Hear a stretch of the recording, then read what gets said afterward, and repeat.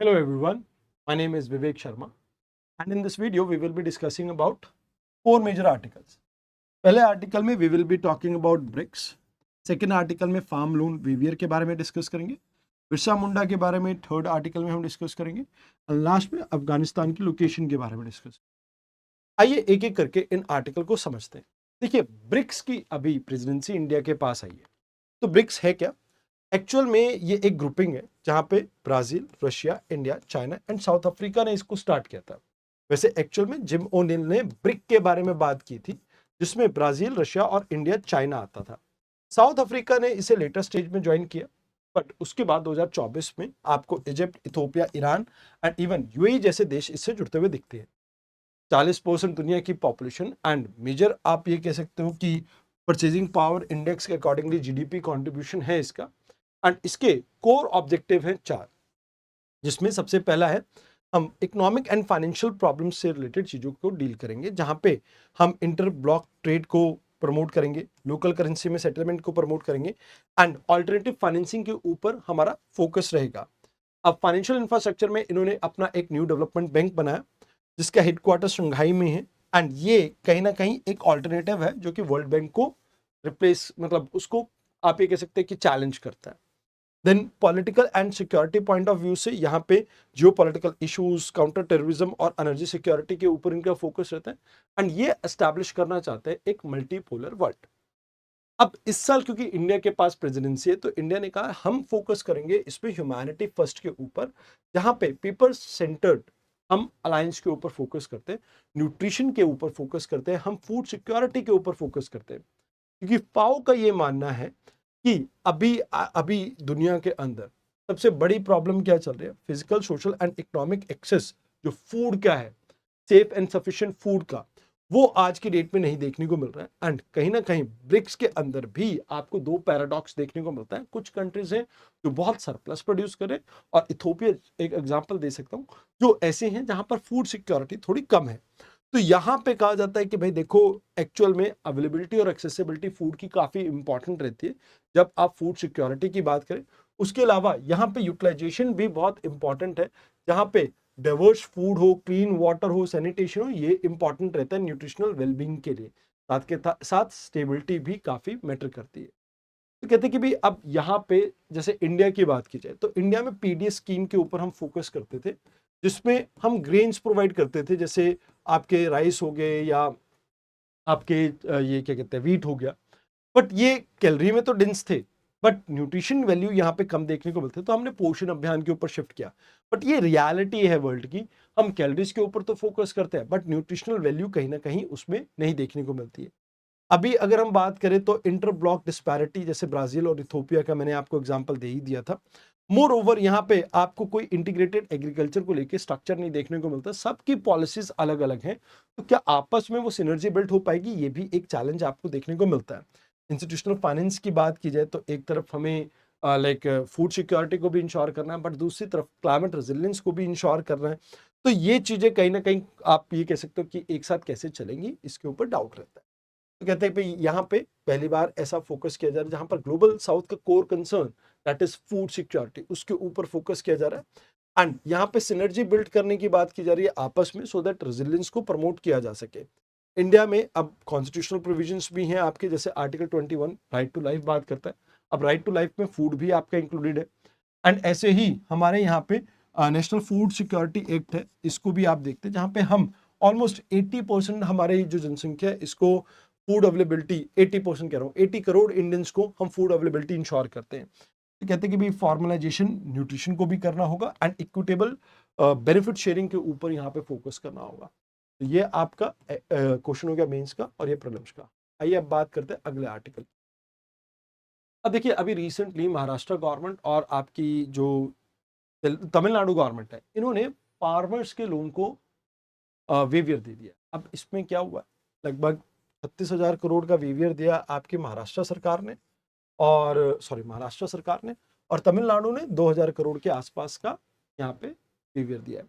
अब वेवियर क्या होता है, अब जैसे कुछ ऐसी सिचुएशन आ जाती है जहां पे किसान अपने लोन को पे नहीं कर पाता है, तो उस केस में यूनियन या स्टेट गवर्नमेंट आके इंटरवीन करती है एंड इनको फाइनेंशियली हेल्प करती है, इनकी जगह पे वो लोन गवर्नमेंट चुका देती है।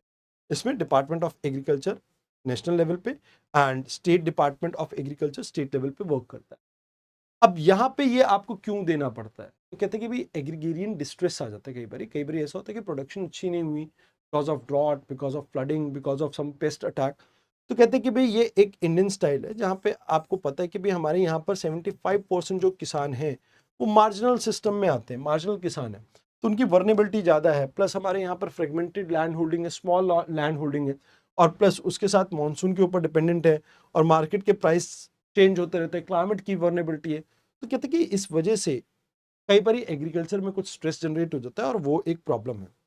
और इसमें फिर कहते हैं कि भाई अब लोगों के पास, क्योंकि अगर वो लोन चुकाएंगे तो खाने को पैसा नहीं बचेगा, इससे ओवरऑल इकोनॉमी के ऊपर असर नेगेटिव पड़ता है। बिकॉज कहीं ना कहीं आप ये देखेंगे कि भाई अगर लोगों के पास परचेजिंग पावर नहीं है, मोर देन 40-50% इंडियन पॉपुलेशन आज की डेट में, इवन 60 कह सकते हो आप, आज की डेट में रूरल एरिया में रहती है। अब रूरल एरिया में डिमांड क्रिएट नहीं होगी तो इससे कहीं ना कहीं इकोनॉमिक एक्टिविटीज डिक्लाइन करेगी और जीडीपी के ऊपर असर पड़ता है। तो कहते हैं कि भाई यहाँ पे हम उनके फॉर्मल क्रेडिट एक्सेस को रिस्टोर करते, हम उनकी जगह पैसा दे देते, तो उनकी जो लाइक डिफॉल्ट पेमेंट करते तो उससे उनके सिबिल्स वगैरह खराब होते, है ना, तो वो सिबिल्स खराब नहीं होंगे और उनको अगली बारी भी फिर से लोन मिल जाएगा। एंड कहीं ना कहीं साइकोलॉजिकली एलिवेट करते हैं कि भाई ठीक है, एक कोई प्रॉब्लम आ गई, टेम्परेरी फाइनेंशियल रिलीफ दे दिया, ठीक है, आप अगली बारी के लिए अपनी खेती के ऊपर ध्यान दो। पर कहते हैं कि भाई ये चीज़ थोड़ी गलत है। गलत क्यों है? कहते सबसे बड़ी बात क्या है कि जो पैसा दे सकता है अब वो भी किसान पैसा नहीं देगा, तो ये चीज कहीं ना कहीं मोरली इनकरेक्ट है। मोर ओवर इससे बैंक्स का एनपीए इंक्रीज होता है, एंड जब बैंक का एनपीए इंक्रीज होता है तो इससे बैंक क्या करता है, अपने जो लेंडिंग नॉर्म्स है उन्हें चेंज करता है, एंड कहीं ना कहीं आगे फ्यूचर में इन्हें एक्सेस जो फॉर्मल बैंकिंग सिस्टम का है वो लेने में दिक्कत आएगी। मोर ओवर आपके स्टेट का रेवेन्यू एक्सपेंडिचर इंक्रीज होता है, कैपिटल एक्सपेंडिचर के लिए आपके लिए फिजिकल स्पेस नहीं बचती है, जो कि स्टेट की डेवलपमेंट के लिए काफी इंपॉर्टेंट है। एंड इसमें कहीं ना कहीं अनइक्वल डिस्ट्रीब्यूशन आपको देखने को मिलता है कि जो फॉर्मल सेक्टर से क्रेडिट ले रहे हैं उनको तो रिलीफ मिल रहा है, बट एक्चुअल में जो नीडी हैं, जो सबसे ज्यादा वर्नेबल है, जो प्राइवेट मनी लेंडर से किसी से पैसा ले रहे हैं, उनके लिए परेशानी और ज्यादा बढ़ जाती है, खासकर टेनेंट फार्मर्स के लिए खासकर। तो कहते हैं कि भाई यहाँ पे आपको स्ट्रक्चरल रिलीफ के ऊपर फोकस करना चाहिए। ये सेम पेज ही आ गया था। अब स्ट्रक्चरल रिलीफ के ऊपर क्या होता है कि भाई आप लॉन्ग टर्म इन्वेस्टमेंट के ऊपर फोकस करो, जहां पे आप इंफ्रास्ट्रक्चर के ऊपर बिल्ड करो। कहते हैं कि भाई सबसे पहले तो आप संथर्म कमेटी के रिकमेंडेशन को आप फिक्स करो कि भाई आप प्राइस स्टेबलाइजेशन फंड को क्रिएट करके इसको स्टेबलाइज करो, जहाँ पे आप ये इंश्योर करो कि किसानों को उनकी मेहनत का पैसा मिले। तो वो चीज आपको यहाँ पे इंश्योर करनी होगी। आपको पोस्ट हार्वेस्ट लॉजिस्टिक को बिल्ड करना होगा ताकि डिस्ट्रेस सेलिंग को आप रोक सके एंड क्रॉप लॉस को आप रोक सके। मोर ओवर आपको रिस्ट्रक्चर करना होगा फार्म मार्केट को। Populist one time debt relief की जगह पे आप परमानेंट कुछ स्ट्रक्चर बना दीजिए जहां पे आप कॉम्पिटिटिव मार्केट को प्रमोट कर सके। तो अगर आप ऐसा करते हैं तो कहीं ना कहीं इससे आपको बहुत ज्यादा बेनिफिट मिलेगा। तो ये आपके क्वेश्चन हैं जो आपको अटेम्प्ट करने। आइए अब बात करते हैं अगले आर्टिकल की, जहां पे हम भगवान बिरसा मुंडा जी के बारे में बात। तो यहाँ पे बिरसा मुंडा जी के बारे में बात की जाए तो अभी इनकी डेथ एनिवर्सरी थी। तो यहाँ पे बिरसा मुंडा जी का जन्म 1875 में हुआ था और 1900 में इनकी रांची में एक जेल के अंदर डेथ हो गई थी। गवर्नमेंट ने क्लोरा कहा था, बट फिर भी कुछ डाउट्स तो रहते हैं। तो कहा जाता है कि भाई खूनखटिया एक खुंट कटी एक सिस्टम हुआ करता था, सॉरी खुंट खटी। इसमें क्या होता था कि भाई पहले जो ट्राइबल लैंड था वो एक किसी पर्सन को नहीं होता था कि वो पूरे ट्राइब का लैंड हुआ करता था। तो इसमें जॉइंट ओनरशिप हुआ करती थी ट्राइबल क्लैन की। पर जब जमींदारी सिस्टम ब्रिटिशर्स ने इंक्लूड किया तो इंट्रोड्यूस करने के बाद यहाँ पे लैंड होल्डर्स यहाँ पे बना दिया हर ट्राइबल कम्युनिटी को, मतलब हर मेंबर को वहाँ पे लैंड होल्डर बना दिया।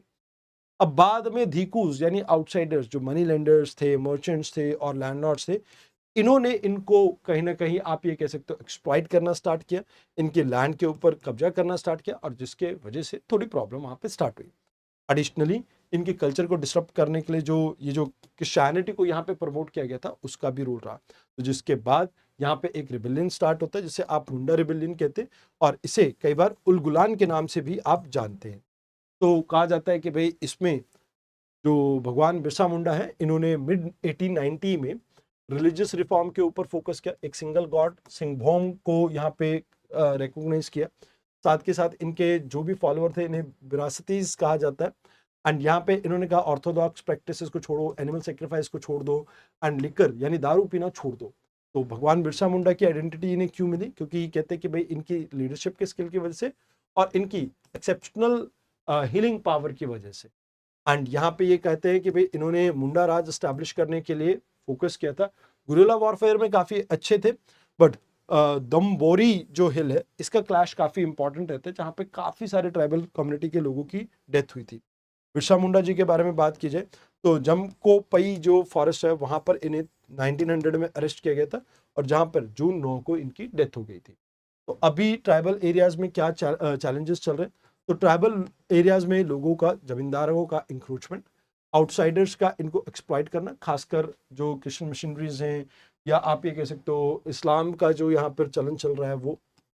और यहाँ पे ये भी कहा जा रहा है कि इनकी रिलीजियस आइडेंटिटी अब फ्रेगमेंटेड होती जा रही है, ये भी एक प्रॉब्लम है। तो यहाँ पे अब आपको क्या देखने को मिलता है? तो उस समय ब्रिटिशर्स ने क्या किया था, छोटा नागपुर टेनेंसी एक्ट को लेके आए थे। अभी रिसेंट टाइम में हमने झारखंड को स्टेटहुड रिकॉग्नाइज किया एंड सोशल रिलीजियस यूनिटी को हम स्प्रेड कर सकते हैं यहाँ पे। तो कहते हैं कि भाई यहाँ पे भगवान बिरसा मुंडा जी के नाम पे जनजातीय गुरु दिवस, यहाँ पे गौरव दिवस सॉरी हम सेलिब्रेट करते हैं। ट्राइबल फ्रीडम फाइटर्स के म्यूजियम को भी यहाँ पे क्रिएट किया गया। एंड मोर ओवर आपको ये याद होगा कि ट्रिफिड जैसी ऑर्गेनाइजेशन को बनाया गया जो प्रिक्योरमेंट करती है माइनर फॉरेस्ट प्रोडक्ट की। एंड एडिशनली यहाँ पर फॉरेस्ट राइट एक्ट को भी रिकॉग्नाइज किया गया। तो ये चीज़ें हैं जो आपको यहाँ पे याद रखनी है।